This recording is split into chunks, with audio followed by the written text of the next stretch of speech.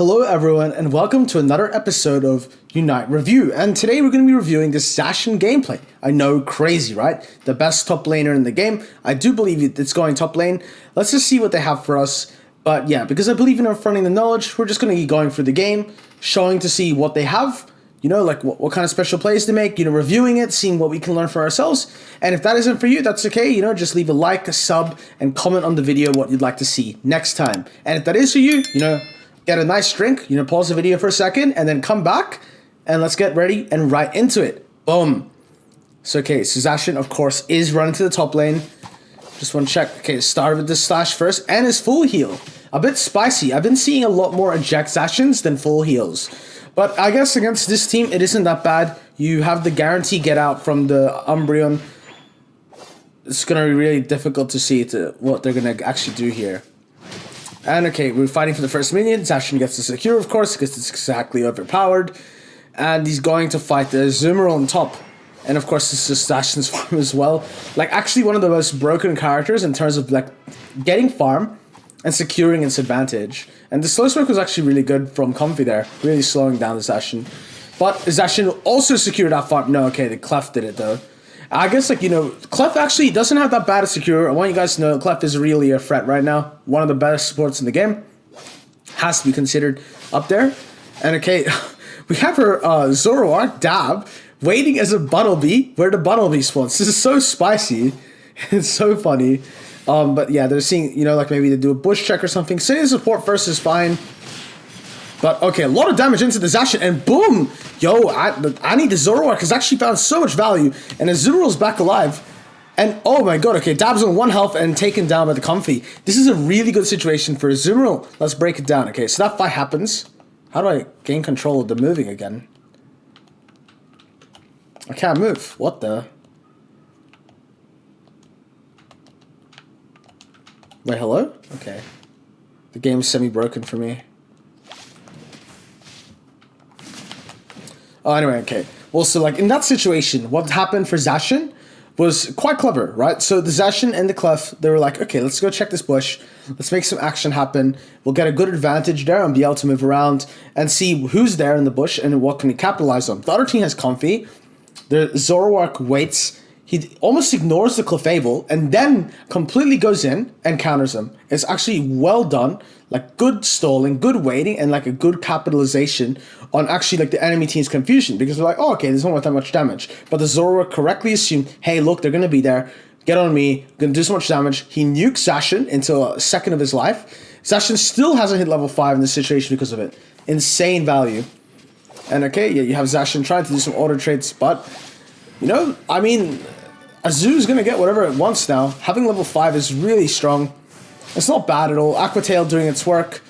It's still like, okay, now that we hit level 5 in Zacian, oh my, okay, Annie coming back again. The Zoroark fighting, like, actually just wants to camp the living daylights out of Zacian. And honestly, I understand it. Like, I would also want to camp the living, okay, it was a scoreboard button bug, but I would want to camp the living daylights out of a Zacian as well. You don't want this thing to get ahead. You don't want it to have a fun game. You want the Zacian to be low-leveled, weak, and not really prepared to play a Ray. But it looks like blue team Zoroark has gotten ahead, and blue team Umbreon as well. And it's a Sylveon actually instead of Umbreon on the other team. Now, so just seeing, I'm going to say this. Okay, so they know no one's in the lane. You have to do this farm first. You score, then you do this farm and that farm. And then you have the points, but you also got to score in and extra levels. Now, doesn't do that. Uses the dash. It's actually lucky because, okay, I've talked about this every video. Never do this farm. This Boltoy is worth nothing. Only do it if you need experience to level up. Or maybe an ulti charge. Everything else is actually, like, it's just better to walk in the lane and soak. Stop touching this Boltoy. It is worthless. You watched Overlord's gameplay review, you remember, and you would have remembered well that he doesn't even do them in the jungle, because if you don't need to do them, if you don't need the full max experience 24/7, if you can't clear it all fast enough, don't bother with the bloody Boltoy. Don't do it, please. I hate them. Like, it's so troll, and I guess, like, I could explain more, but I guess we'll say that for another video. But yes, the Boltoy, really bad. Don't touch it unless you desperately need levels or ulti charge. Zacian's in its a lane of its own now. It should be really strong. considering Azu gave the entire advantage of top lane, it's not bad for securing the middle one. So the middle one is worth the most experience. So that was quite a favorable trade for Azumarill. And both of them are heading in an even slate. I guess this is also the power of Comfy, like being able to propel the Zoroark ahead, able to give it a good, powerful start. Okay, and blue team, Zoroark really got an advantage there. And red team going for just the farm. You have Azu getting its higher level. It is going to out-level Zacian. They're going to trade objectives as well, and the pad is broken. Like, you know, blue team has found a lot more value here. Being able to solo rip this, recall, and then get everything in top is like the best play. See, the realization is you have to recall. Like, you should have already recalled. You're now missing the point.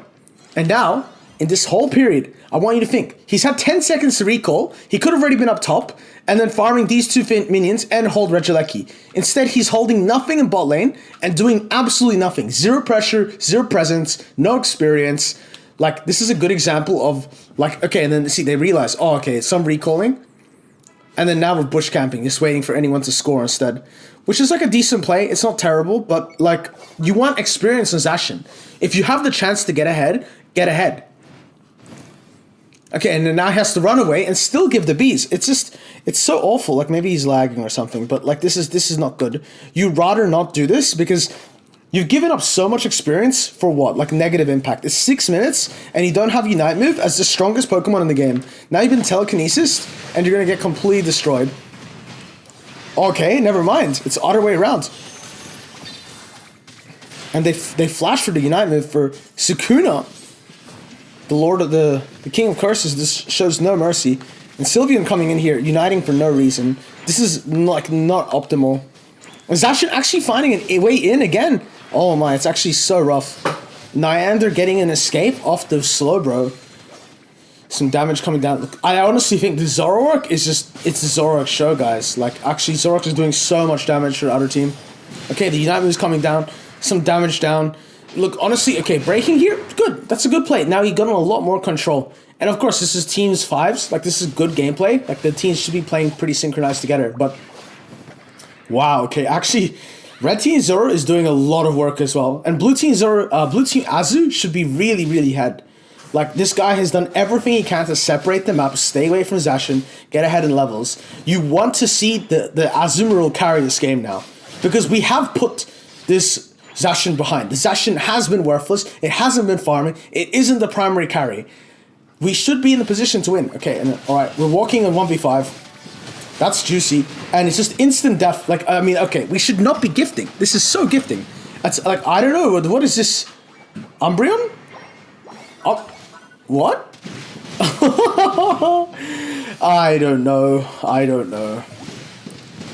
You're going to need to explain that one for me, guys, because even I don't know. I don't have an answer for that. And that leads to red team's Reggie at the bottom. Do I overall think that the Zacian is doing... Okay, he's AFK. He's just must have had like a DC or something. That's so unfortunate. It's a 4v5 situation now. We just need to hold pads and chill. Like, that's what you want to do. You want to hold pads and chill. If you have a Unite, yeah, sure, use it. But it shouldn't... You know, the world isn't predicated on your Unite move. You don't want to overpush. You don't want to make mistakes here. Looks like red team's just gifting for the standing on the pad like such and like having the Azu carry.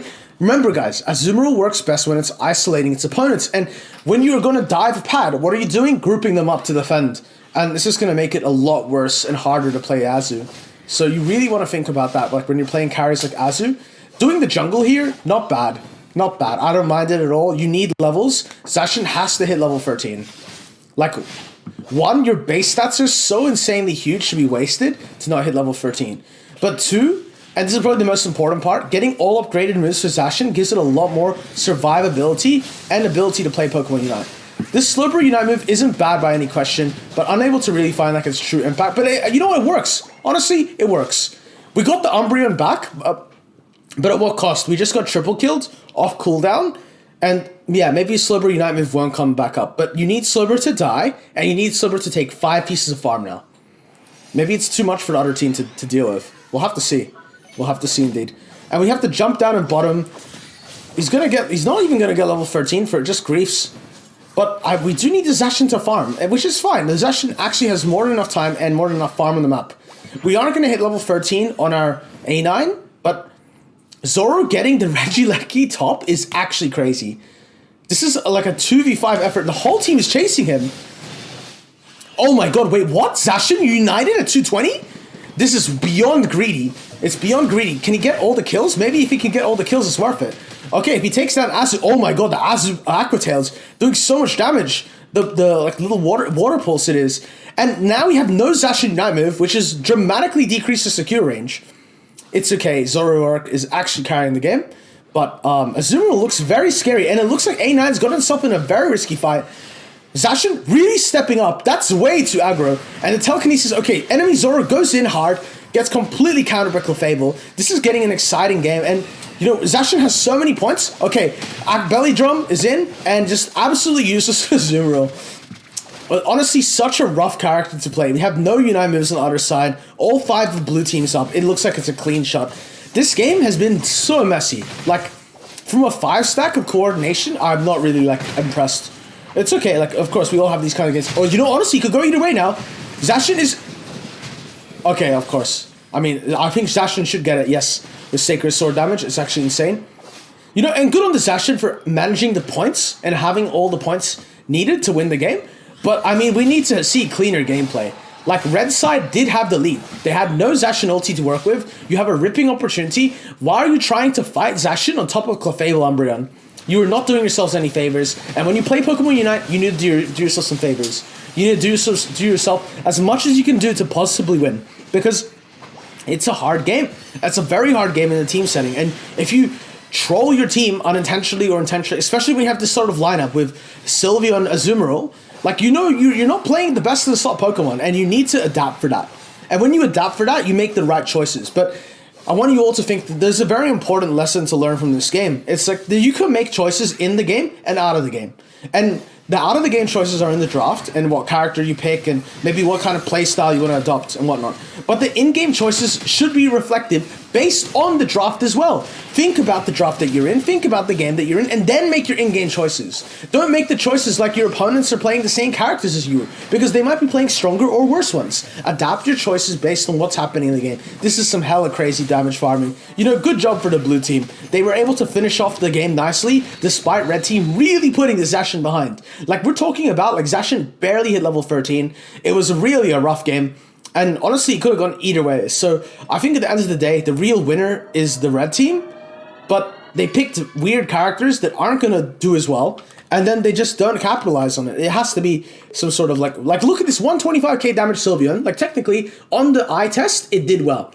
And maybe Zoroark griefed the entire game. But the Sylveon realistically is permanently hitting the Clefable and getting Clefable heals.